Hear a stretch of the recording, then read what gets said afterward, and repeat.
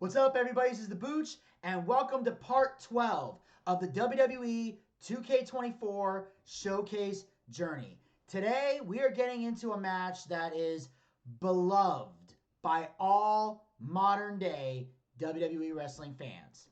Now, back in the day, many people considered the Macho Man and Ricky Steamboat, which kind of kicked off this whole journey, as the greatest WrestleMania match of all time.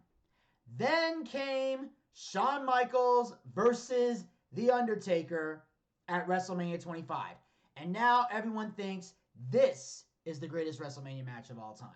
Now, if you want to know my personal take on that, you can check out the links in the description box below where we do a classic pay-per-view review of WrestleMania 25, which we did during Zach's birthday at the time that Zach was part of the show, and at the time and I and Zach were friends.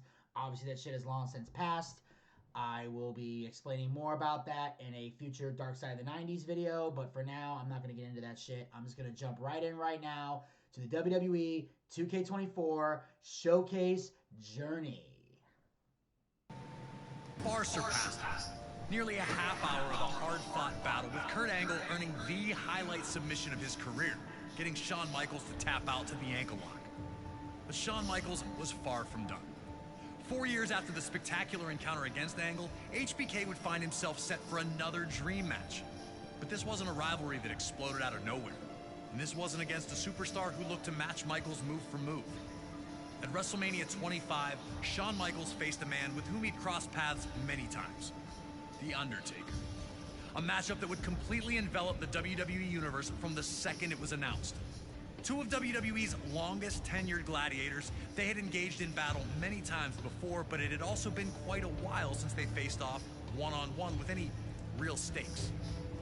Classic battles between the two during the Attitude Era saw the birth of the Hell in a Cell match, and a casket match so physical, it eventually caused Michaels to take a 4-year break from action. Every time the two faced off, it was an intense collision that saw the winner just barely skate by. Shawn won Hell in a Cell in the casket match at the 1998 Royal Rumble, but he never looked like the winner. At the 2007 Royal Rumble, all that was in the past. So when Undertaker and Shawn Michaels were the final two in the Rumble match, there was an awakening. The crowd roaring louder with each passing second. A back-and-forth clash would see Undertaker get the elimination and the Rumble victory that night, but there was unfinished business between the two. As 2009 started off, things fell into place. Undertaker failed to win the Rumble and came up short again at the Elimination Chamber, leaving him without any WrestleMania plans. That would all change when Shawn Michaels, now under the employ of JBL after a bad business decision, regained his independence and defeated JBL in a match where the winner would get the chance to end the Undertaker's WrestleMania streak. Now, Mr. WrestleMania would take on the event's undefeated phenom, and the world stood still to watch it unfold. Embracing light to counteract Undertaker's dark powers, Michaels believed himself to be the chosen one to earn that first WrestleMania victory over the Dead Man. Now, it's up to you to protect Undertaker's streak and take down the showstopper. Or will it be you that will be forced to rest in peace? Good question.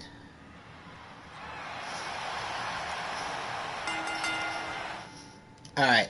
I liked the build-up to this match. Obviously, a lot of people consider this one of the greatest WrestleMania matches of all time. Like, you're up against Kurt Angle and Shawn Michaels and Savage and Steamboat. But what I also found interesting here, it goes back to something I was talking about earlier. Like I said, in 2007, The Undertaker won the Royal Rumble. But yet, Shawn Michaels, the guy he threw over the top rope to win the Royal Rumble that year, ends up main eventing WrestleMania against John Cena. And Undertaker and Batista were like the fourth match on the card. Yeah, make it make sense to me. And again, when we do the WrestleMania 23 review that drops on January 20th, I'm really going to dig deeper into this. I'm just letting you know, if you want to know how much it irritates me that they don't take the Royal Rumble win seriously, I'm sorry. Like, yay, you threw 29 guys over the top rope. And yes, you're getting a title shot at WrestleMania. Yeah. Bro, I'm a little frustrated Taker got done dirty a number of times by WWE over the course of his career. Yeah, there has been a few. And in fact, Taker even said that even though he had that WrestleMania streak and everybody loved it, he admits not all those matches were great. Some of them were stinkers. I mean, they made him, but they also could have been a little more loyal to who he brought in specifically. Yeah, exactly. I agree with that wholeheartedly. And that's Taker's opinion, not mine. He said some of them were good, some of them weren't. But they were the guys that Vince wanted him to work with that year, so he agreed to it. In fact, the only WrestleMania match that The Undertaker got to hand pick was WrestleMania 18. Because they realized WrestleMania was coming up, and they didn't have a match planned for The Undertaker. Because keep in mind, it wasn't until WrestleMania 21 that they started respecting the streak. They didn't even realize he had a streak until right around WrestleMania 18. You know, there's a lot of factors, but I'm saying that they weren't even trying to have a streak. They just stumbled upon it, and then at WrestleMania 21, they thought, well, Undertaker's kind of winding down, or he would eventually wind down as a full-time wrestler.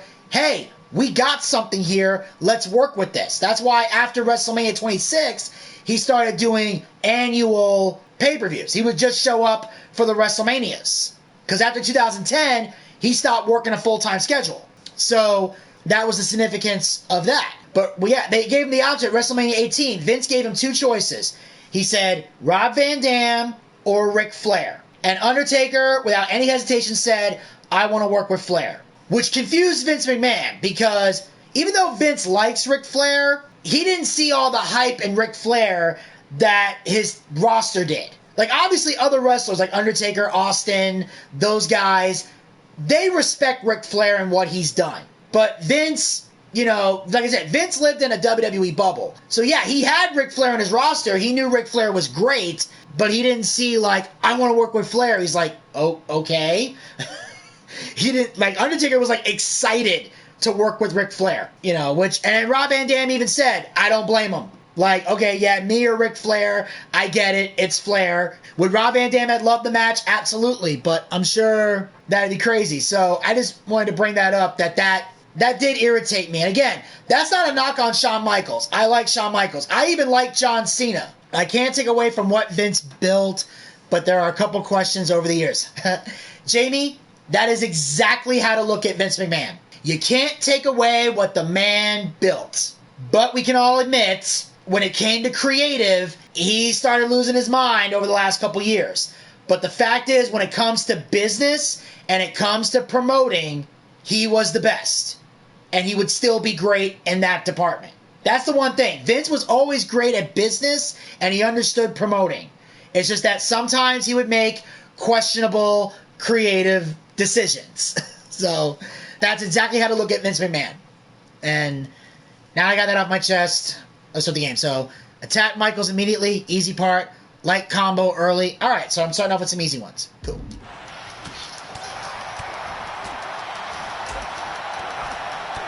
Oh.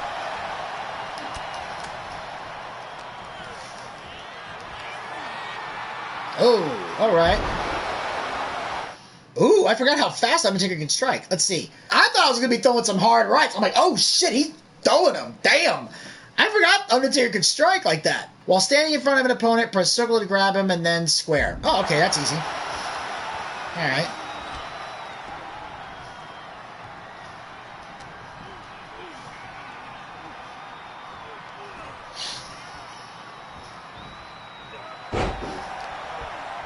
Huh?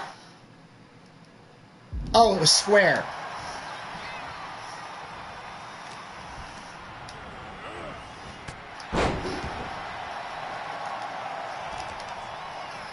Yeah.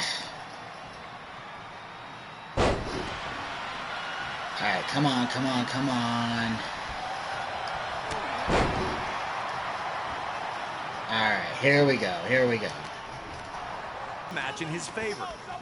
Shawn knew that if he wanted to end the streak, he would have to use every single trick in his arsenal.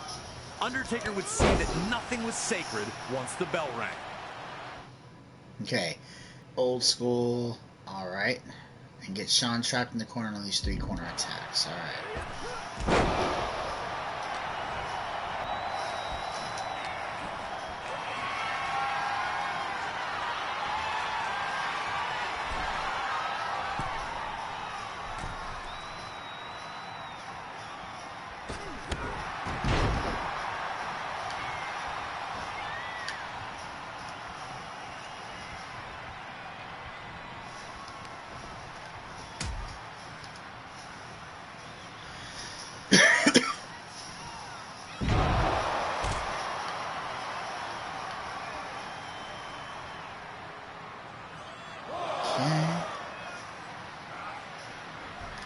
Let's go.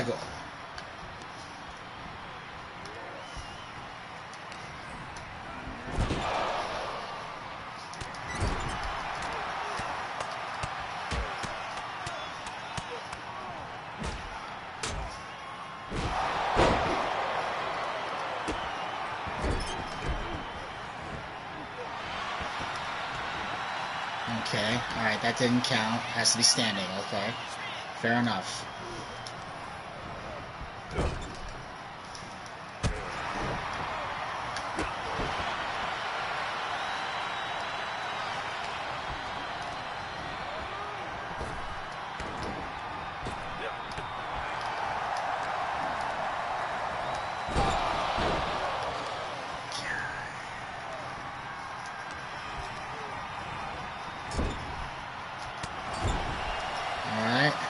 Don't let up. Shawn gets a heavy grapple. Alright, heavy grapple.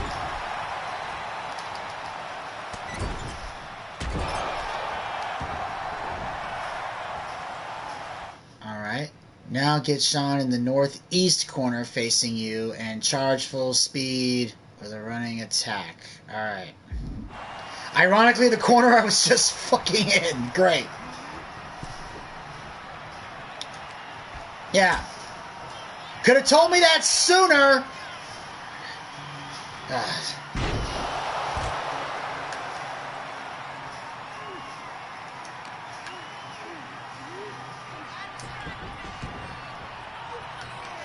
Alright, come on, let's go.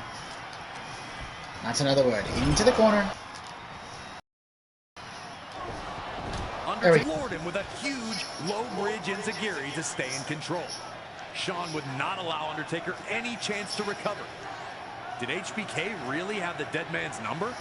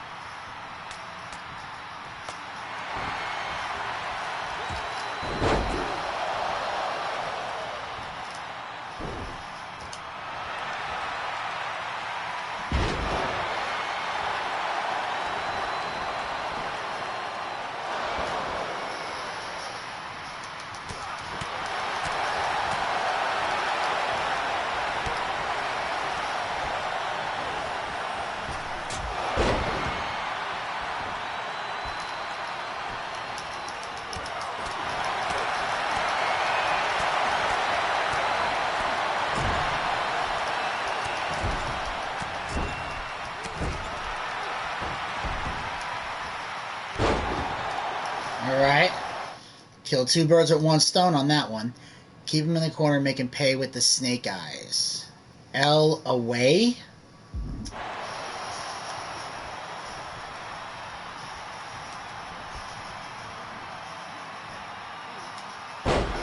Okay.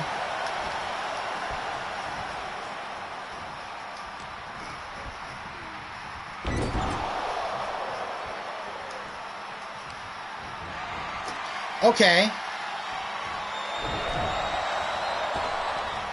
Boom, alright. Put HBK in Hell's Gate and see if he has what it takes to survive. 3 finisher stock stored. Oh, so I have to store 3 finishers. Alright.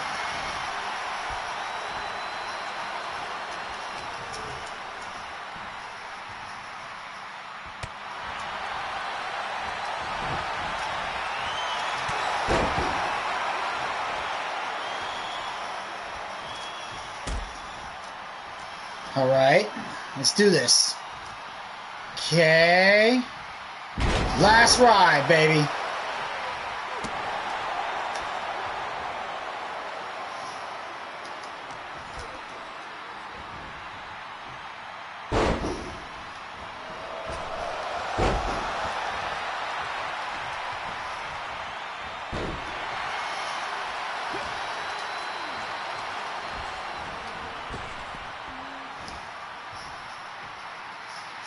Boom. 9 lives, baby. All right, so let me see. At the head of the down opponent. All right. Oh, shit. All right. All right. No big deal. No matter. No matter.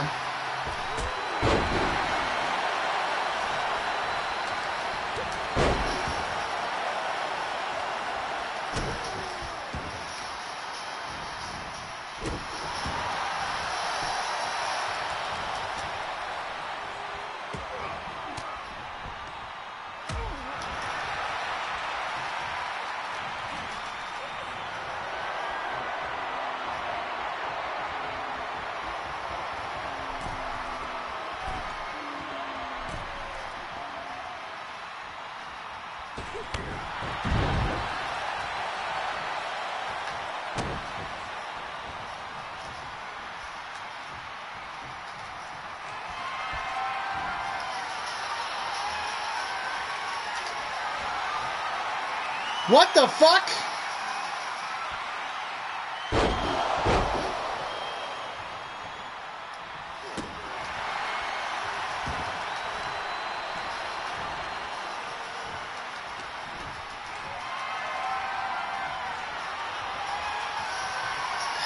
Yeah, you shitting me.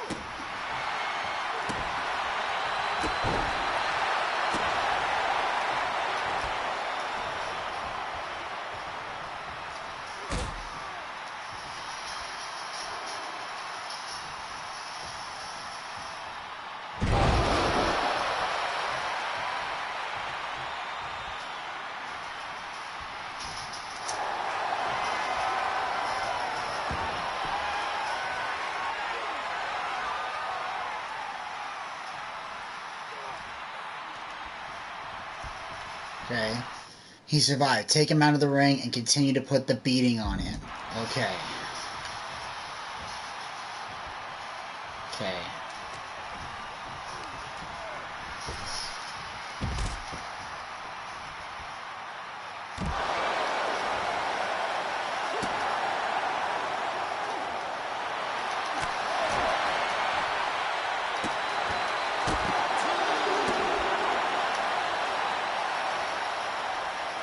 Take this fight to ringside by the entrance and throw a heavy attack Shawn's way.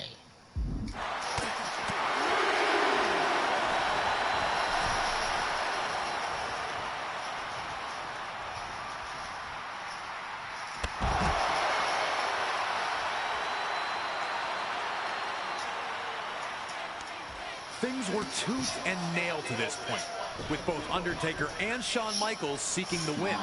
Michaels insisted that the match not be stopped, but instead that the official start the 10 count. Did Michaels really want a count-out win? Would he be satisfied ending the streak in that fashion?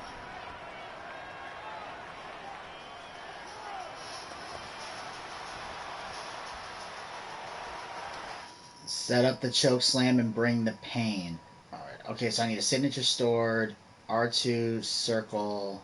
Okay, and I'm probably going to have to tap it to do it. Because the last couple times I held it, I got a last ride out of it. So, I got to remember to tap it.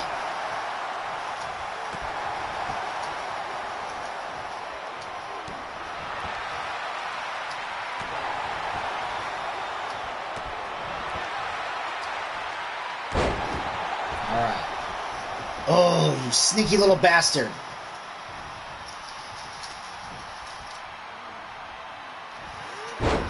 God damn it. Alright. That ain't happening.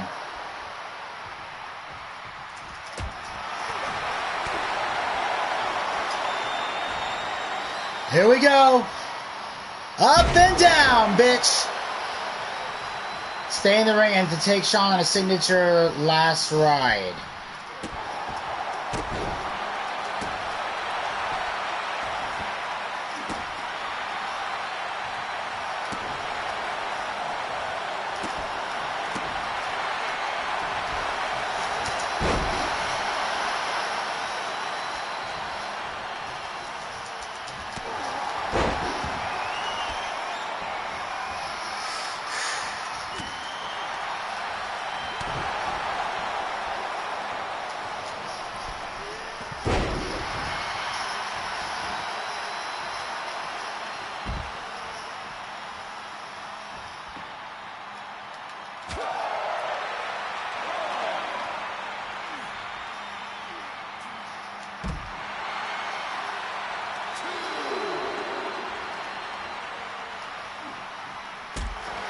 Oh, you motherfucker!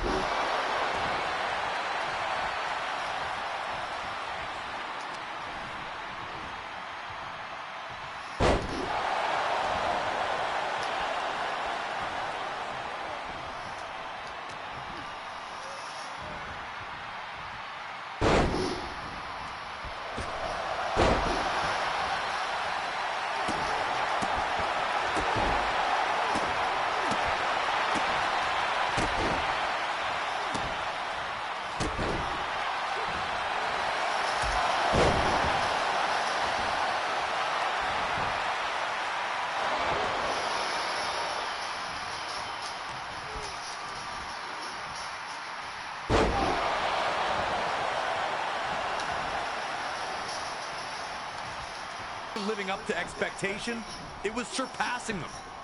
Undertaker would have to shake off the disappointment of the failed pin attempt and get back to showing Michaels that the darkness was stronger than the light.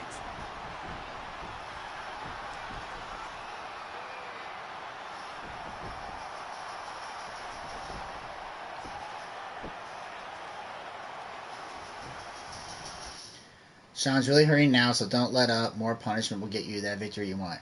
Head up to the top while Shawn is down and flatten him with a diving attack. It's WrestleMania after all.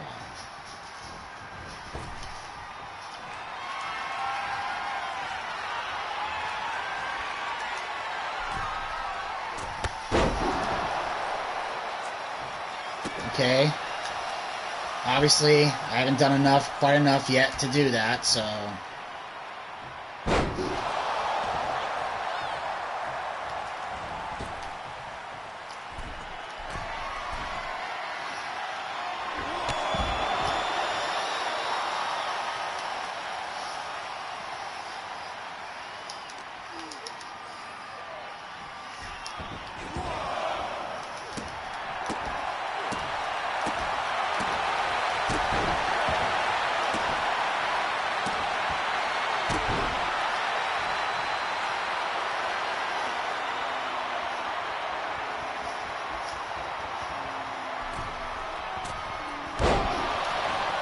Okay, hold on. Oh, I already did the top rope move? Wait, did that already happen? Okay, he can't take much more. Look for your tombstone piledriver finisher. This one will be almost over. Oh, okay, perfect.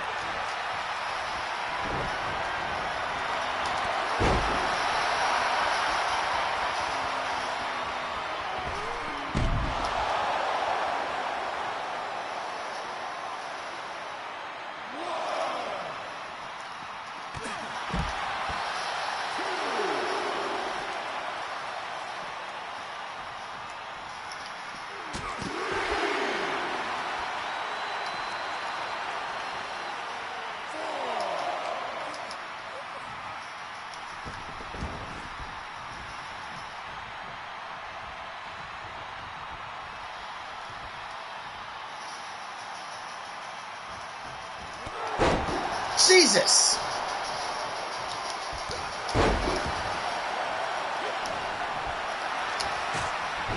There we go. Now, miraculous DDT, once again flooring the Phenom.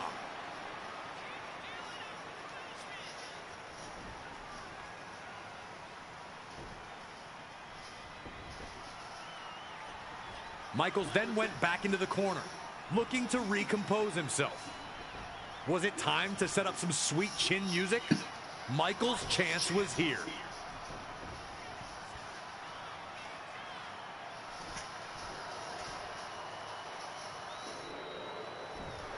Okay, send Shawn into the southeast corner.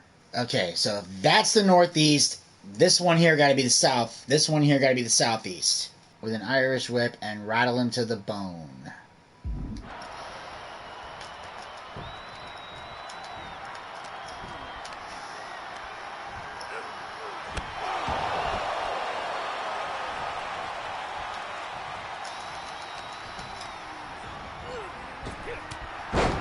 Jesus! Come on!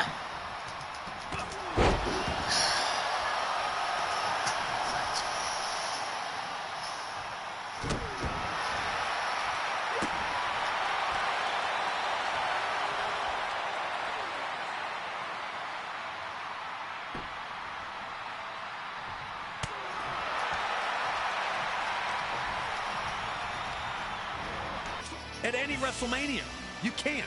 Well, yeah, like I said, a lot of people consider it one of the greatest WrestleMania matches of all time. In fact, if you go on the Boochcast on Spotify, our podcast version, we actually have a classic review of WrestleMania 25. It features myself and Zach, back when Zach and I were still friends, who's working on the show. We had done WrestleMania 25 together, and the reason we did that was because at the time, it was Zach's birthday, and he asked specifically to do this one. Because it features The Undertaker and Shawn Michaels, which is his favorite match of all time. So we review not just that match, but the entire WrestleMania 25 pay-per-view itself. So if you want to see our review of WrestleMania 25, make sure you're following the Boochcast on Spotify. Go check it out. It's a great listen. And we really dive deep into this match. And we talk about the good things in this match and the bad things in this match, which I tend to point out the bad stuff because Zach doesn't want to see the bad. But if I didn't point out the bad stuff, I wouldn't be a good wrestling analyst. That's what people don't understand. When I analyze and review the pay-per-views, I mention at the beginning, we're analyzing them. And usually it's when me and Gator are doing it. We do it from the perspective of not just fans of wrestling, but also people who work in the business. Gator uses his wrestling knowledge, I use my wrestling knowledge, and based on that, we take an in-depth look at the pay-per-views in a way we didn't look at them before when we were just fans. So, if you want to see the review of WrestleMania 25, check it out on Spotify and all of our other podcast platforms. Those links are down in the description box below. They have links to the WrestleMania 25 review with myself and the Broke Soulless Ginger, Zach Scott. You can also follow us on all our social media platforms. Those links are down in the description box below. And, of course, as always, hit the subscribe button and ring that bell to be notified so you never miss another episode of the WWE 2K24 Showcase Journey, as well as other additional Boochcast YouTube content. We'll talk to you guys next time. Until then, pizza, baby!